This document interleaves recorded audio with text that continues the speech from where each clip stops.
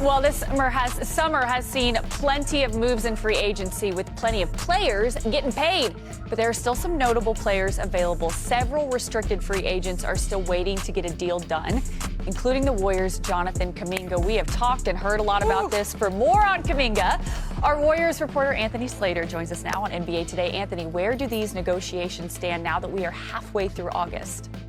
Well, there's been renewed conversations between the two sides. There's dialogue, but as y'all know, talking doesn't necessarily equal movement. You know, they've shared contract concepts and opinions about the whole thing, between each other this last week, dating back to last weekend. But, Kuminga wants more of a player-friendly deal, more of a signal of that he's a building block, not just a trade asset.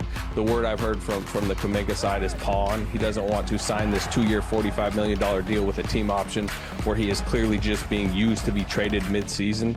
That's not something he wants to sign up for. Now, if you're talking about a 3-year deal, if you're talking about something with a player option that shows him a little bit more commitment, that's something he'd be interested in.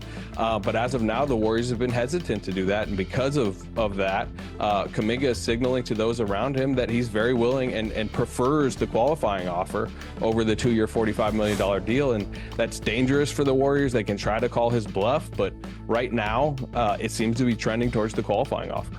Well, it's not just that this situation is happening with Kuminga, it's that it's halting any other off-season moves that the Warriors could make. So what's their plan to fill out the rest of that roster?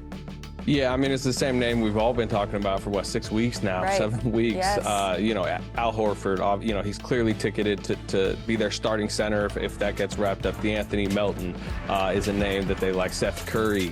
Their second-round pick, Will Richard, is a guy expected to potentially be on their roster. Gary Payton II. But again, as you mentioned, they are all waiting for Kuminga. But from my understanding, from what I've heard, they're aware of the situation. They're aware of the complexities, and they're comfortable in this holding pattern because training camp is still a while away. But I will say August is a lot easier for people to just be like, okay, we'll get to you when we get to you. September's where it starts to get a little bit more uncomfortable in this entire situation. And that's where I don't know if there'll be movement or a little bit more angst on the Warriors or Kuminga side. But September is where this could get a little bit, dicier. So here's the basic question.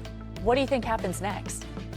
Yeah, again, unless the Warriors are willing to up their offer or reopen sign and trade conversations, which they've shut down to this point, people can question whether Jonathan Kuminga will willingly not take $14 million more, and take the 2-year, $45 million deal.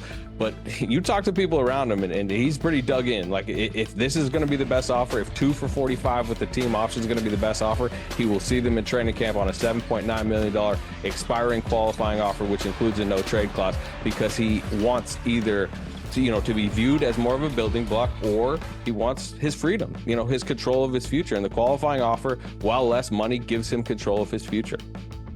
Yeah, somebody's going to have to give. Thank you so much, Anthony, for the information. I'm sure we'll be seeing you again here soon. The Warriors have had a tough stretch to start the season as they are on the road for 12 of their first 18 games. That's the most road games in the NBA for the first month of the season, but that didn't stop Steph. When asked if they can win a championship, here he is with ABC's Larry Beal. Can 3 guys over the age of 35 really contend for a championship? We're going to find out. I think we can. There's a level of know-how. I think what we did last year, it was last third of the season after the trade deadline, when we were top 3 in the league, both offense, defense, all the metrics that show we were a really good team. Obviously, we have to stay healthy, get through the regular season at a high level. But I like the identity that we have and the foundation of knowing how to play together, towards the end of last season, that we can hopefully translate to this year. So I know we're gonna get that question asked a lot because of the age, and this is something that you haven't really seen before, but that's the beautiful challenge of this game. So the lack of moves don't seem to bother Steph. He seems incredibly confident in the Warriors' ability to win yet another championship. Mark, is this situation something? Is it nothing? Is it everything, considering the fact that the Warriors have nine players on their roster right now? I'm going to say everything, and maybe I'm too close to it because I live in the Bay Area and I can't go anywhere there without somebody asking me about JK and what's going to happen. I mean, you got several people just waiting to get their deal done. Several people waiting to get settled, waiting on JK. I'm hearing Dunleavy's talking to his agent on a regular basis, and somebody's going to blink. And ultimately, I feel like the Warriors going to have to blink to get it done. doesn't make sense to sign him to a 7.9 one-year deal because you need the asset, and I think JK and his people know that. But also, JK's made $24 million in his career so far. It's a lot of money to turn down. There's a line in the movie Boomerang where you say, "Take the money, fool." I think ultimately he's going to have to take the money, not call him a fool, but take the money. And like Paul George, you figure out the rest later. But if somebody trades for him, they trade for him because they want him. Yeah, and that hasn't happened yet. I mean, they've had great offers for Kuminga over the years. I mean, they could have had Alex Caruso on their team a couple years ago if they would have been willing to part with Jonathan Kuminga. The thing that's hard for me, I think is nothing, because I think he's going to be on the Warriors, and the only question is how much are they paying him. I think there's an easy solution here, which is that the Warriors give him an extra year. It'll be like a 2+1 where he has a little more control over his career, a little more guaranteed money. And I do think the Warriors see him as somebody who's, if he wants to call it a building block, I don't know if I would call it that, but somebody they want around for a long time because they have 35-year-olds on their team. And I know the owner, Joe Lacob, has told him this. That he loves Jonathan Kuminga. He's the reason that they have never included him in trades, because they see the potential in him. But the question is not whether he's going to be back, but what kind of attitude is he going to have? If it is he's been spurned and he's got a bad attitude, he's going to sit on the bench, that's not going to help them. But they didn't really use him that much once they traded for Jimmy Butler. It was sort of Jimmy or Kuminga, and they went 23-7 when they traded for Jimmy towards the end of the year. So I think Steph's right. I think they can contend. So Ramona, you say it's nothing. Mark says everything. Udonis Haslem, you say it's...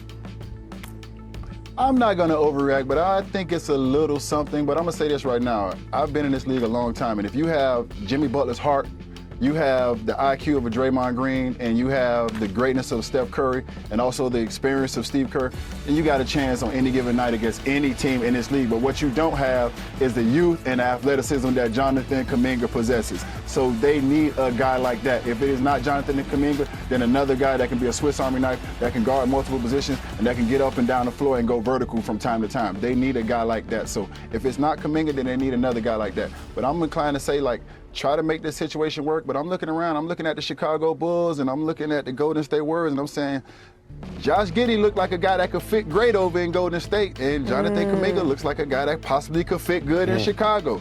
I remember reading an article just a little while ago where Josh Giddey's father said that there was interest from Golden State in Kuminga, but OKC took him at 6, and they said that Golden State would take him at 7. So I'm just saying, this might be a solution. I'm no GM, this might be above my pay grade, guys, but this might be a solution to some people's problems. You're in the front office. Ramona.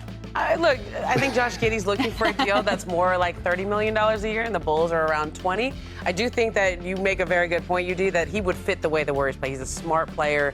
He moves the ball. And he's tall, and he gives them some size. You can play him as a defensive 5 if you want with Josh Giddey, even though he's a point guard. So I think he would fit very well there, but I don't know if they're going to meet his price point either, because they obviously are restricted in what they can pay him.